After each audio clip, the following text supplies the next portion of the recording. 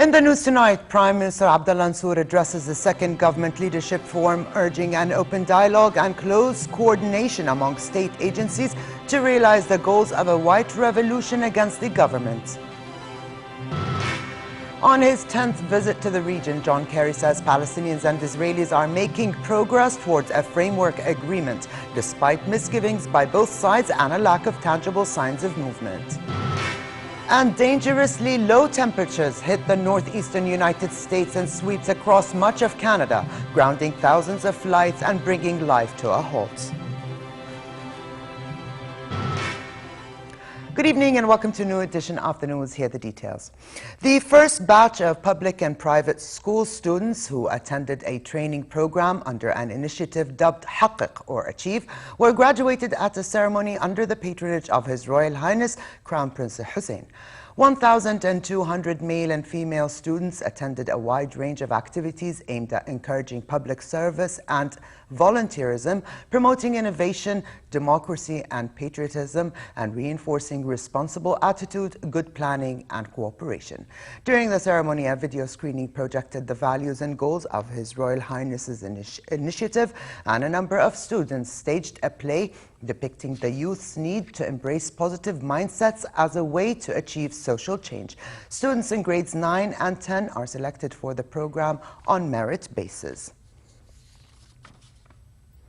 Prime Minister Abdullah Mansour said that openness and exchange of ideas among the state's agencies is a key objective that brings down barriers and ensures a smooth work environment among state leaders. Addressing the second forum of government leaders here in Amman, Mansour said such gatherings are important in promoting dialogue among various institutions and improving the workflow. He urged all state agencies to cooperate with the King Abdullah II Award for Excellence to adopt the award's values and support its success. Mansour also said a new civil service system, which came into effect at the start of the new year, would help resolve challenges facing a bloated government while preserving job security.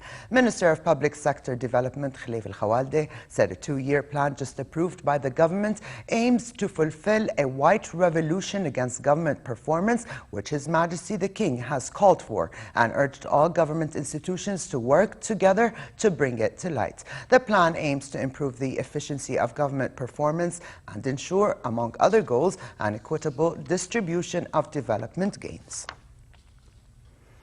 U.S. Secretary of State John Kerry said in Ramallah that Palestinian and Israeli negotiators are making progress towards reaching a framework peace agreement. However, they are not yet there, he continued. Kerry was speaking after 3 hours of talks with Palestinian President Mahmoud Abbas in the West Bank, but an official close to Abbas dismissed Kerry's drive for a framework agreement as biased toward Israel. Palestinian Chief Negotiator Saeb Ariqat said Kerry has worked very hard to try to achieve a two-state solution for the two sides. Secretary Kerry has exerted every possible effort in order to achieve a two-state solution. The state of Palestine to live side by side the state of Israel in peace and security on the 1967 lines. What Secretary Kerry is doing, and let me reiterate in front of him, is not an interim agreement, it's not a transitional period, this is beyond us.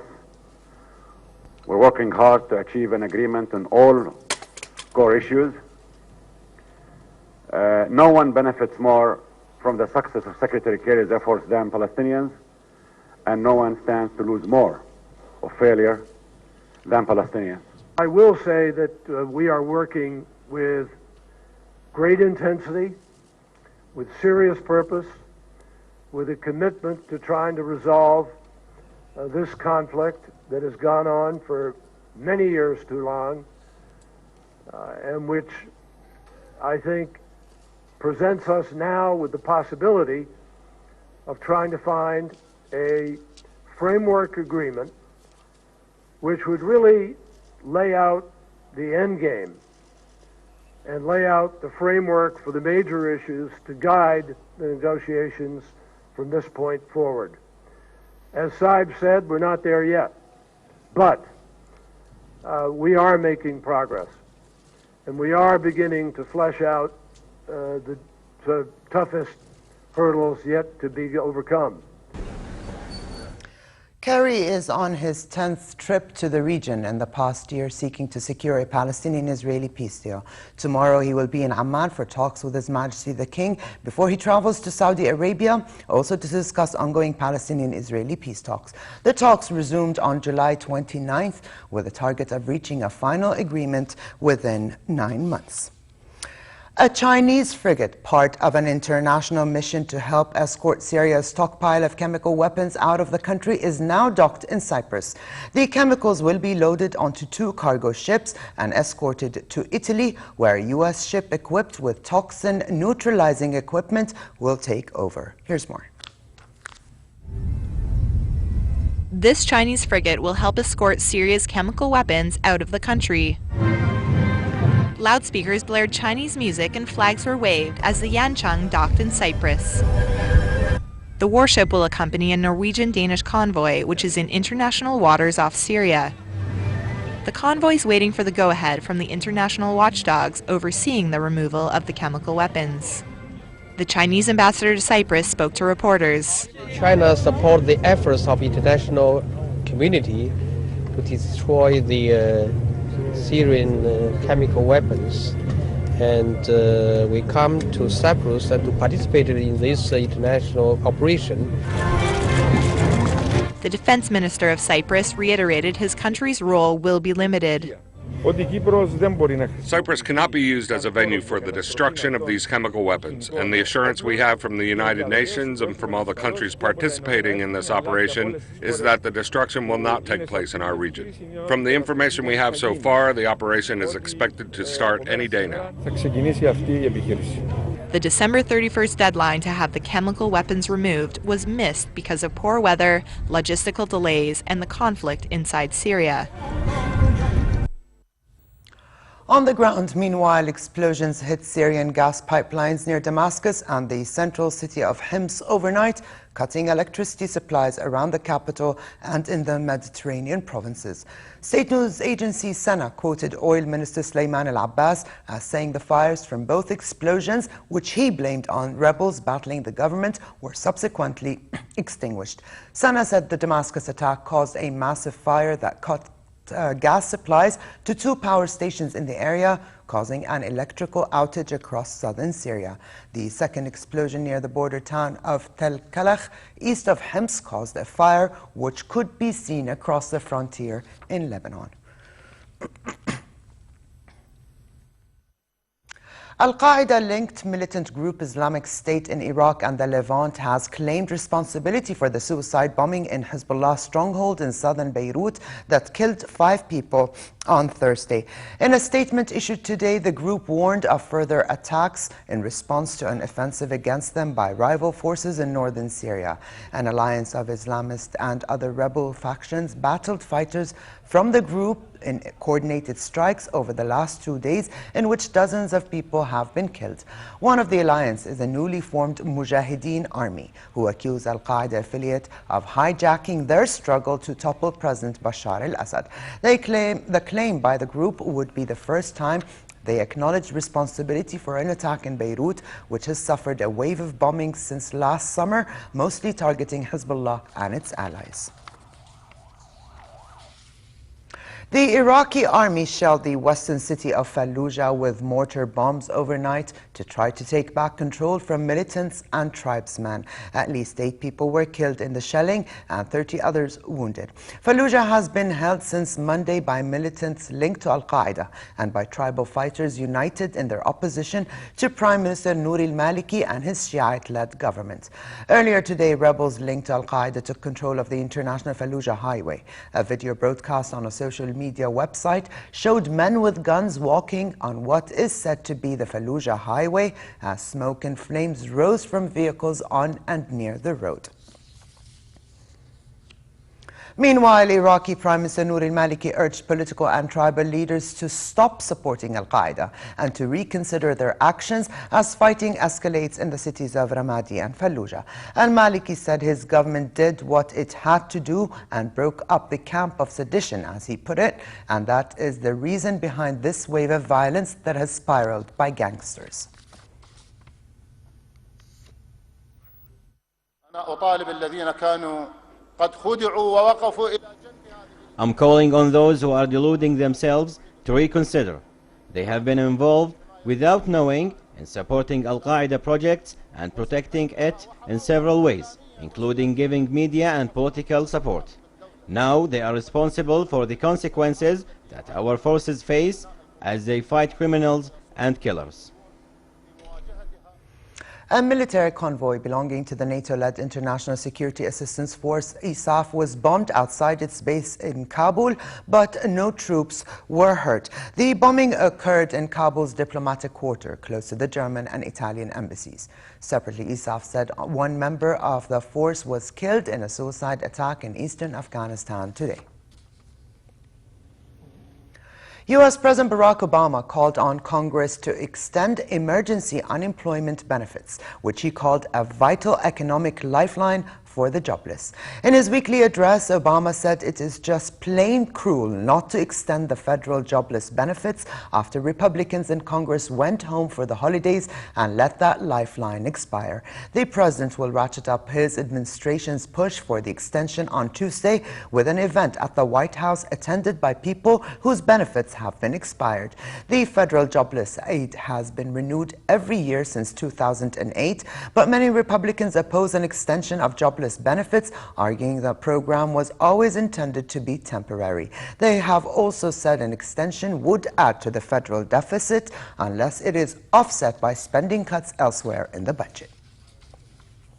When Congress comes back to work this week, their first order of business should be making this right. Right now, a bipartisan group in Congress is working on a 3-month extension of unemployment insurance. And if they pass it, I will sign it. For decades, Republicans and Democrats put partisanship and ideology aside to offer some security for job seekers, even when the unemployment rate was lower than it is today. Instead of punishing families who can least afford it, Republicans should make it their New Year's resolution to do the right thing and restore this vital economic security for their constituents right now. Still in the United States, residents of the northeastern states, including New York and Boston, are facing heavy snowfall that grounded thousands of flights, closed schools, and government offices, leaving the region in the grip of bitter cold. Boston was hard hit by the storm, getting nearly 46 centimeters of snow. At least 3 deaths were reported due to the extreme weather. New York's new mayor, Bill de Blasio, started his day yesterday shoveling the walk in front of his home, setting an example for fellow homeowners. He urged people to shovel the snow in front of their houses as a public service to allow the state authorities to focus on public spaces such as crosswalks and bus stops. And a wave of Arctic frigid weather has swept across much of Canada, bringing the temperature down to a record low in the country's biggest city. Strong gusts of up to 50 kilometers per hour brought temperatures down to minus 34 degrees Celsius, the lowest ever recorded. The cold temperatures, coupled with snow, forced authorities to issue a severe weather alert and warned citizens to remain indoors as exposed skin can freeze in less than 10 minutes under such cold weather. This is the second time that Toronto has suffered such frigid winter weather in a short period. In preparation for the annual International Ice Festival in the Chinese northern city of Harbin, artists and workers made their final touches to the monolithic masterpieces. Construction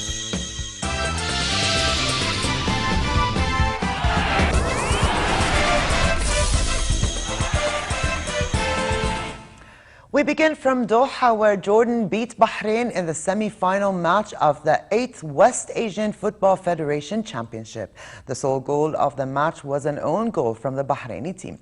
With a 1-0 victory, Jordan qualified for the finals against Qatar to be played on Tuesday. In an earlier semi-final match, Qatar beat Kuwait 3-0.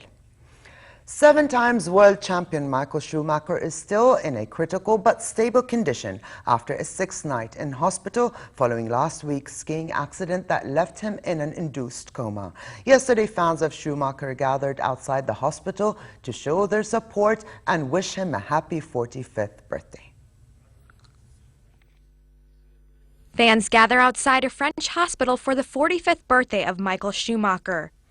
The 7-time Formula One world champion, Michael Schumacher, is fighting for his life after a skiing accident. Carlo Buschini wanted to show his support. I'm here today to celebrate Michael's birthday. Michael is in my heart and remains in my heart. A team of light artists drove from Western Germany to show their support by projecting the message, "Schumi, stay strong, keep fighting." Schumacher suffered serious head injuries during a ski accident in the French Alps, but his agent said he was in a stable condition. The German driver retired last year after having the most successful record in Formula One history, with 91 race victories in a career spanning more than 2 decades. In tennis and the Brisbane International in Australia, world number 1 Serena Williams beats second-ranked Victoria Azarenka to take the title. Although Azarenka broke Williams twice to take a 4-2 lead, the American won the battle by powering to a 6-4, 7-5 victory and picked up her 58th career title. Williams is now eyeing another meeting between the pair before they leave Australia at the Open on January 13. Williams, 2 sets to love, 6-4, 7-5.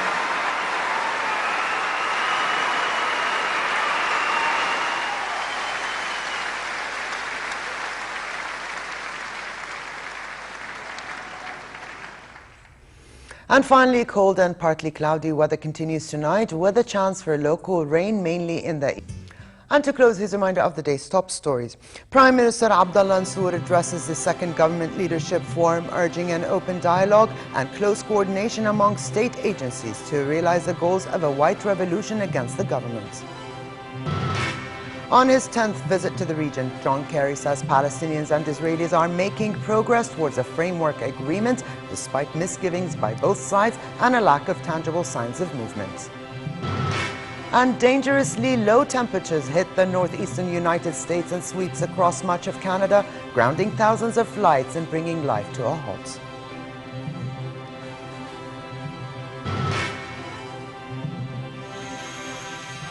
And with this, we come to the end of this edition of the news. I'm Alia Tuqan. Thank you for joining us and have a good night.